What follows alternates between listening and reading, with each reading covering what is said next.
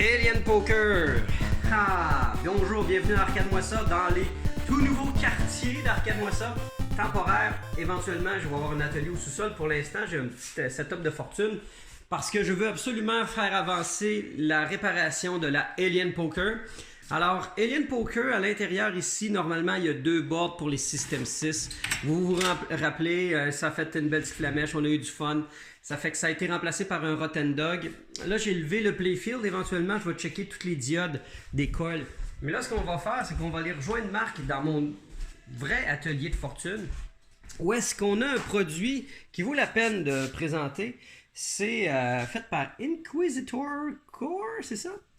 Ouais, c'est Neolock, la compagnie Neolock qui font un produit qui s'appelle Inquisitor. Ça permet de tester toutes sortes de chips différents. Comme là, il y a une RAM 4116 à l'intérieur. Donc, si je pèse sur le bouton, il est en train de tester la RAM. Il va nous dire si la RAM est bonne. Donc, la RAM est fonctionnelle. OK! Nice! Puis là, on peut changer la carte ici pour changer d'autres types de chips. De testing. Ouais. Fait que là, on va mettre la carte PIA. Puis là, on va pouvoir tester les PIA qu'il y a dans la Alien Poker dans cette machine-là. Parce qu'il y en a 4, je pense, sur le board. Puis ça va mieux diagnostiquer quand on sait que les chips fonctionnent. Donc, j'en ai mis un que j'ai testé tantôt et que je sais qu'il est problématique. Et voilà. Bing, bing. Bad. Bad medicine. Donc, je pense qu'on a trouvé un des problèmes du Alien Poker. Good. Parce que, juste pour vous rappeler, voici le board Rotten Dog en question qui se trouve dans l'Alien Poker. Il y a malheureusement eu un short au moment où on l'a installé et tout. Il y a vraiment un problème dans le playfield qui est à réviser, qui a fait shorter le board. Il y avait aussi une vis qui touchait au fond, à ce qui me semble. Bref, il y a des 68-21 qui ont mangé une petite claque, ce qui fait que le booting se passait mal. J'avais réussi à le réparer. J'avais des 68-21 en main. Puis à un moment donné, j'ai fait des swaps, puis j'ai pas noté exactement lequel que j'avais utilisé, lequel qui semblait bon, lequel qui était bad. Fait que j'étais un petit peu là à l'aveuglette, puis à la place d'arrêter, je voulais arrêter de tirer du shotgun dans le vide. Alors Marc s'est procuré cette super device, et là ça va vraiment permettre d'identifier lequel qui sont bons, discarter les mauvais. Et là on va pouvoir enfin faire rebooter la Alien Poker pour de bon, et mieux diagnostiquer pourquoi justement on a un problème avec la fameuse drop target. Alors, on est rendu à tester toutes les autres ici. Est-ce que tu les as testées? Ça, c'est toutes des Les autres, je les ai testés. Ils sont tous fonctionnels. OK. Il y en avait juste un dans le tas qui ne fonctionnait pas. Mais je pense que c'était un qui était sur le board d'Alien Poker. OK. Donc, bon, ça fait qu'on va prendre ceux-là qui sont fonctionnels. Parce que voyez-vous, toutes les sockets vides ici sont en fait des 68-21. Fait qu'en tout, il y en a 5. Et on va pouvoir faire un premier boot à savoir si on a réglé le problème. On a installé les 68-21, on est rendu à faire le premier démarrage du board dans la machine. Et pour ça, comme j'ai déjà montré dans une vidéo, il y a plusieurs étapes précises à suivre pour faire le self-test. Alors, écoute, un bon truc, c'est brancher la machine. On va la mettre à on, et puis après ça, on s'assure d'avoir retiré la batterie, d'avoir uniquement le connecteur 1J2 dedans. On va mettre la machine à on, on va vérifier que les deux LED 1 et 2 vont flasher on et off pendant à peu près à une seconde d'intervalle. Par la suite, on va appuyer sur le switch 1 Diagnostic Switch briefly pendant que LED 1 et 2 sont fermés, et après on va le relâcher. Et après 5 secondes, on vérifie que la LED 1 s'allume et que se rééteigne. Après ça, la lumière 2 va se rallumer et s'éteindre, puis après ça, la lumière 1 et 2 vont se réallumer. Et après ça, on pourra refermer la machine. OK, on y va. Alors, on a nos switches qui clignotent. Après ça, on va appuyer sur Diagnostic 1.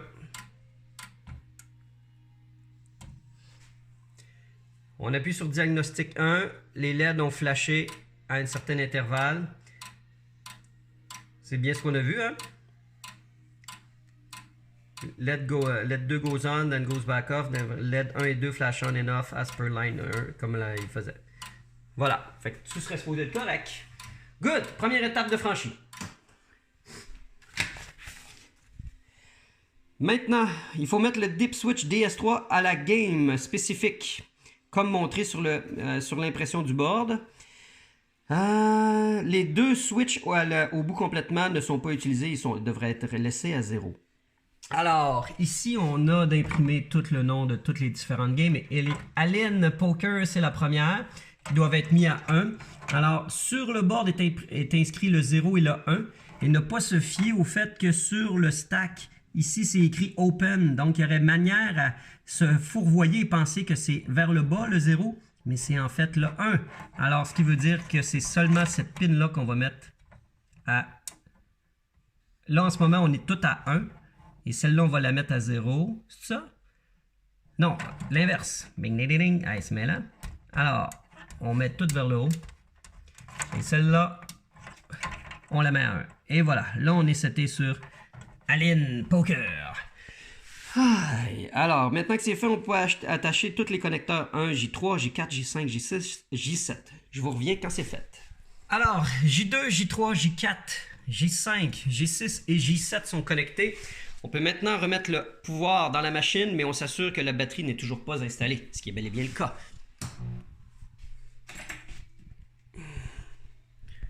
Alors, on a un display de 15.012.04 au bas qui indique Verify LED Display Audit Mode in Player 1 and Bulk Credit Score. Ok, ça, il est en Audit Mode. Attach battery while machine is still on. Writing on battery should be visible. Alors, on va mettre la batterie. Clip in. Et une fois que la batterie est mise à on, on ferme la machine. Pas banal.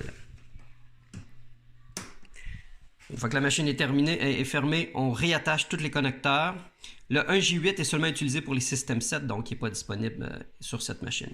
Et après ça, on remet à on et ça devrait fonctionner. Alors, on vous revient quand tout est connecté. Tout est reconnecté à l'exception du 1J8, bien entendu. On est rendu à mettre Machine on and play your game. Alors, est-ce qu'on va avoir cette magnifique honneur ce matin de rejouer à du Alien Poker? C'est très bien parti pour ça, les amis. On a du Attraction, on a du Scoring, on a-tu du Power? On va remettre un petit crédit. Hop, j'essaie de mettre un crédit à la main ici. Étrangement, on n'est pas capable de mettre un crédit. Why? Tout semble pourtant en ordre. Tout fonctionne bien. Pourquoi je n'ai absolument... Ah! On dirait que... Ah, c'est le son!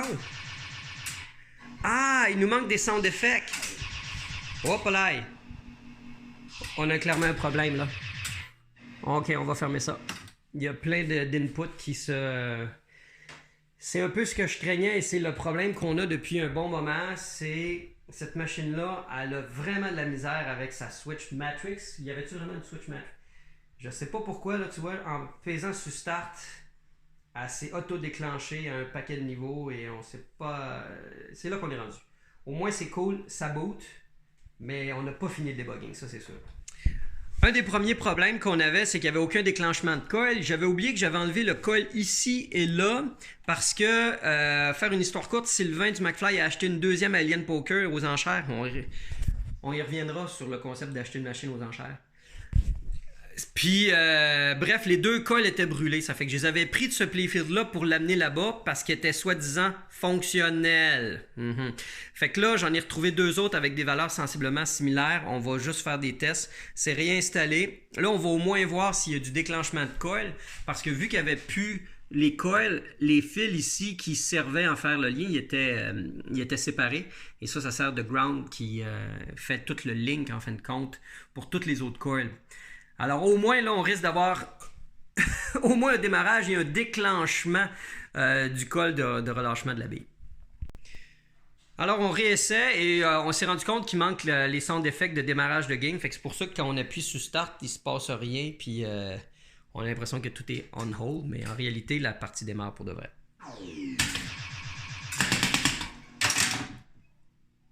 Ah! Mais là, c'est ça. Ah! Voyez-vous? C'est comme s'il y avait plein de switches d'activer en même temps en ce moment. Puis les flippers ne marchent pas. Fait qu'il y a eu un démarrage, mais il y a clairement quelque chose de collé. On continue. OK, on se met en test mode. On va faire ça droite. Pour le test mode, il faut se mettre en premier en manual down. On appuie une première fois, on est blank. Puis, on appuie une deuxième fois, on va faire un cycle des chiffres. On se remet en manual up. C'est ça. C'est vraiment pas intuitif. OK, là, on est dans 1. Si je fais manual down, on est dans le 2. On fait ça fait le cycle des toutes les coils. Et on se demandait au début s'il n'y avait pas un problème parce que là, après un moment donné, à l'intérieur du test de coil, tu as des tests de son aussi. Alors ça, c'est particulièrement étrange. Et puis, on remet manual up. Et là, très rapidement, ça va nous dire toutes les switches qu'on a de coller. Alors, 43, 3, 11, 19, 27, 35... OK, tantôt, on avait le 11. Je pensais qu'on avait le 18. On avait 43, 3, 11, 39. 19 était là. 19, 35. Il me semble que ça, c'était pas là, puis lui non plus. Ça se peut-tu? On va réécouter le vidéo pour être sûr. Alors, 3, 11, 19, 27, 35, 43, ce sont toutes les 2J37 White Orange. Alors, on a vraiment un problème sur toute la ligne, juste ici. Et ça inclut entre autres le Right Flipper Lane Switch. Ah, lui que j'ai ressoudé tantôt. C'est peut-être ça, on va y revenir. J'ai dessoudé la switch du lane change qui a toujours été problématique avec cette machine-là. On a refait les tests et on n'avait plus aucune switch de coller. Alors on réessaye de repartir une game. On va voir ce que ça va nous dire. OK. C'est déjà de bien meilleur augure.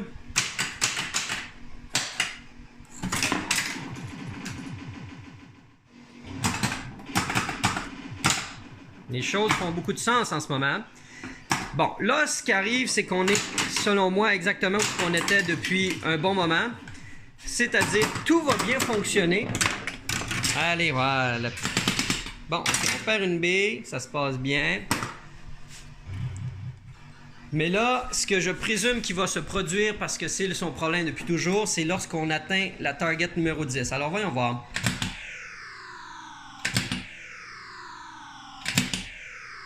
Et si on atteint le 10, ça va faire un... Hop. Ah, on dirait que même la dame est problématique. Et là, voyez-vous, il y a comme un jam et assez à travers plein de sons. Puis on dirait que plus rien fonctionnait. Ça fait que c'est ça qui est bizarre.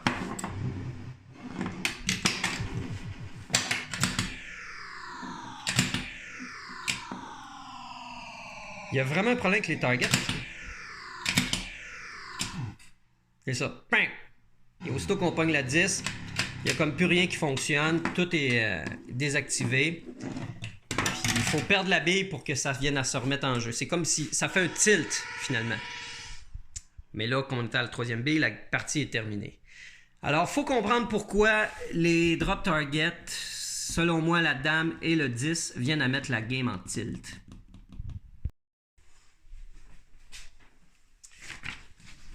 Si on suit la Switch Matrix, le problème de la 10 drop target est juste sur une seule colonne, incluant le lane change switch que j'ai désactivé. Il reste le 5-bang stand-up. Alors, ce qu'on a fait, le 5-bang stand-up target, c'est celui-là ici. J'ai vérifié sa diode et elle était correcte, mais je l'ai quand même mis une 9 tant qu'à l'avoir de dessoudé. Et j'ai vérifié la diode aussi du fameux 10 de Kaoru. Et était correct, sauf que on s'est dit, bon, on va la changer aussi. Puis au moment de la dessouder, elle a comme tombé d'une shot très facilement, laissant supposer qu'elle était juste tout simplement mal soudée et même cassée en fin de compte sur la soudure ici. Alors j'en ai mis une 9, puis on teste. Est-ce qu'on a des bonnes nouvelles? Non. Automatic tilt. OK, si on continue à travailler sur le sens du monde, on est en mode test. Et puis, je vais activer la target manuellement. Et regardez bien ce qui va se produire. Ça va nous dire 18, 2, 10, 26, 34, 42. Et voilà. Alors, on a toute une belle rangée qui est en fait 2, 10, 18, 26, 34, 42. Alors, on a un short sur notre switch matrice, exactement sur la ligne, la 10 drop target. Et ça inclut aussi, justement, notre fameuse dame, notre valet. On a un problème là ici. Et c'est pourquoi aussi ça inclut le ball roll tilt et que la game tilt. C'est que vu que ça active toutes les switches, voilà pourquoi ça tilt la game aussi. OK, on investigue à savoir où se trouve sûrement... Écoute, on pense que c'est une diode. Je sais probablement une diode quelque part sur cette ligne-là. On révise toutes les diodes en premier de chacune des switches, puis on espère que c'est ça. Une des choses qu'on veut régler, c'est le fameux système de lane change qui semble peut-être causer des troubles. Puis à faire... Voyons, j'ai regardé des références sur Internet et ce n'est pas du tout le bon assemblage de switch de flipper pour la Alien Poker. Normalement, quand on active la switch, ça ouvre le end of stroke et ça ferme cette switch ici pour activer le lane change. Mais là, la manière que c'était fait de manière où c'était toujours fermé puis ça s'ouvrait quand on flippait le flipper. Bref, il faut que ce soit l'inverse, c'est pas bien fait. Alors, j'ai réorienté ça d'un autre sens, puis on s'arrange pour que ça marche. Bon, pour le lane change, c'est au moins ça. C'est pas le stack de switch original qui venait avec la machine, mais j'ai simplement réinversé les butoirs fournis par Technojeux dans le bon sens. Alors, normalement, cette switch-là est fermée et celle-là est ouverte. Et lorsque le col s'active, ça ouvre la switch et ça ferme celle du lane change. Pour ceux qui se demandent depuis tantôt, c'est quoi le lane change? C'est une des premières fois dans une machine que ça a été inculqué. C'est-à-dire, ça fait changer l'ordre des corridors allumés lorsque on active la balle. Alors, le but, c'est d'avoir les 4 rois d'allumés. Et le lane change faisait, en fin de compte, faire un cycle de changement de lumière entre chacun pour être capable de les allumer plus facilement. C'est une feature qui à cette heure est répandue dans toutes les machines, mais à l'époque, c'était dans les premières à avoir ça. C'est vraiment une installation de fortune, là, le temps que c'est soudé sur la diode ici. Éventuellement, je remettrai un petit pause là, pour éviter que ça soit floccata comme ça. Bon, pour le fun, je me suis amusé à faire une activation d'un cas et disons qu'on en active un autre ici. Voilà, ici on appuie sur le flipper. Les flippers vont s'activer, mais ça devrait en effet cycler. Alors on a au moins réussi à réparer le lane change sur le sens du monde. OK. Fait que si je fais le 10, OK, ça s'est bien passé. OK. Il n'y a pas eu aucun problème de tilt. Sauf que si je fais les autres targets, c'est là qu'on a un problème. Je sais pas, le son d'effet, c'est normal qu'il fasse ça, je pense. Hein? Ouais. Faut dire que je connais pas complètement tous les règlements de la game, là. Fait que ça aide pas. On vient de terminer une game sans problème de A à Z. Après plusieurs investigations sous le playfield, on s'est rendu compte qu'à un moment donné, le 10 a bien fonctionné, mais le valet fonctionnait pas bien. Fait que Marc est allé carrément faire des activations manuelles sur le board avec des jumpers pour voir justement quel switch s'activait une après l'autre sur l'afficheur ici. Et on en arrive à la conclusion inévitable qu'on a vraiment un problème sur le board au niveau de la rangée des drop targets. Sinon, tout le reste va bien, mais à partir du moment que le Switch Matrix a à gérer la ligne des drop targets, ça va mal. On sait que ce n'est pas les 68-21, car on les a tous testés préalablement. On va donc investiguer, car il est fort probable que le problème se situe, on l'espère peut-être, sur d'autres sockets, d'autres chips montés sur socket. Marc a fait ses recherches et a vu sur Internet que d'autres propriétaires du Rotten Dog ont eu sensiblement le même problème. Entre autres parce que c'est une erreur de design du board. Parce que voyez-vous, où est-ce qu'on est supposé mettre une vis ici? C'est dans un tab qui est là. Et j'avais oublié qu'en effet, on avait eu un short à cause que le tab, en fait, c'est ce que j'appelle ici. Il ne faut pas le visser dans celui-là parce qu'une fois qu'on visse, ce qui cause, c'est qu'à l'arrière, la pièce de métal vient entrer en contact avec la pin du connecteur ici et cause un short. Et le problème, justement, vient à faire sauter le U17 qui est ici. Et le U17 est une pièce assez difficile à trouver. C'est un HCT 9114. On cherche sur Internet et c'est une pièce obsolète qui ne se fait plus, qui va être très difficile à trouver et qui est essentielle pour remettre en fonction ce board.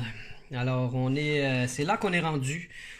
Un petit peu débiné parce que ça allait bien jusqu'à temps que je me rappelle que le tab avait à l'origine fait sauter cette chip.